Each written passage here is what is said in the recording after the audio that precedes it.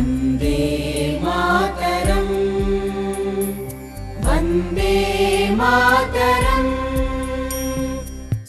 नमस्कार दोस्तों, कभी कभी एक गीत सिर्फ गीत नहीं होता, वो इतिहास की आवाज भी बन जाता है। और आज फिर उसी आवाज ने भारतीय राजनीति में तूफान ला दिया है। वंदे मातरम 150 साल पुराने इस गीत पर संसद में 10 घंटे की ऐतिहासिक बहस हुई। कहते हैं हिस्ट्री रिपीट्स इटसेल्फ, और यही इतिहास संसद में फिर से दोहराया गया।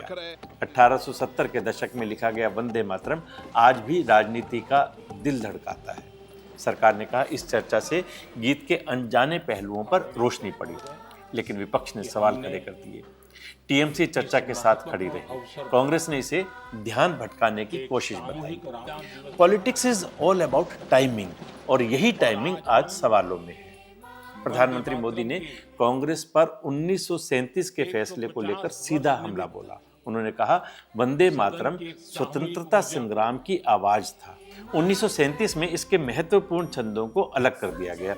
यही विभाजनकारी सोच आज भी चुनौती दे रही है। वंदे मातरम इतना महान था, जिसकी भावना इतनी महान थी, तो फिर पिछली सदी में इसके साथ इतना बड़ा अन्याय क्यों हुआ?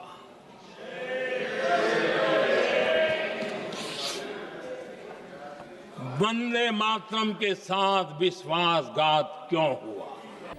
कांग्रेस ने साफ साफ कहा कि ये फैसला गांधी, नेहरू, पटेल, बोस, मौलाना आजाद जैसे नेताओं ने मिलकर लिया था, क्योंकि कुछ छंदों में धार्मिक भाव थे जिनसे मुस्लिम समाज की आपत्ति थी। टैगोर ने भी सिर्फ पहली 2 पंक्तियों को इस्तेमाल करने की सलाह दी थी। कांग्रेस ने आरोप लगाया कि पीएम इतिहास बदलकर पेश कर रहे हैं, जबकि बीजेपी ने संसद में नेहरू का असली रुख रखा। बीजेपी सांसद संबित पात्रा ने कहा कि नेहरू को लगता था आनंद मठ और वंदे मातरम का लिंक मुस्लिम समुदाय को परेशान कर सकता है। इस गीत को बंकिम चंद्र चट्टोपाध्याय ने लिखा था, एक ऐसे वक्त में जब अंग्रेजों की कड़वी नीतियां दिल पर चोट कर रही थी।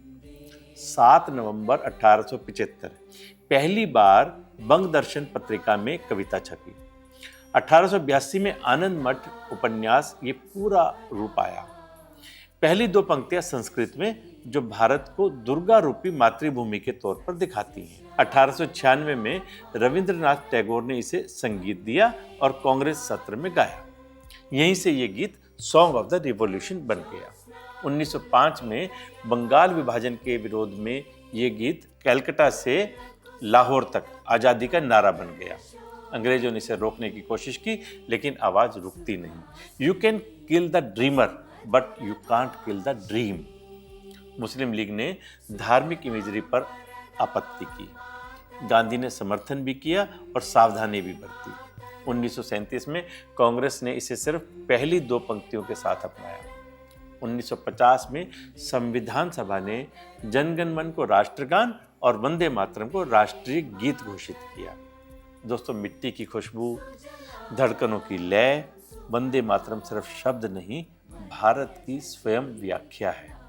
सियासत की बहसों में चाहे जितने तूफान उठे, पर देश की रगों में इसकी गूंज आज भी जिंदा है और आगे भी जिंदा रहेगी। वन्दे मातरम्, वन्दे मातरम्।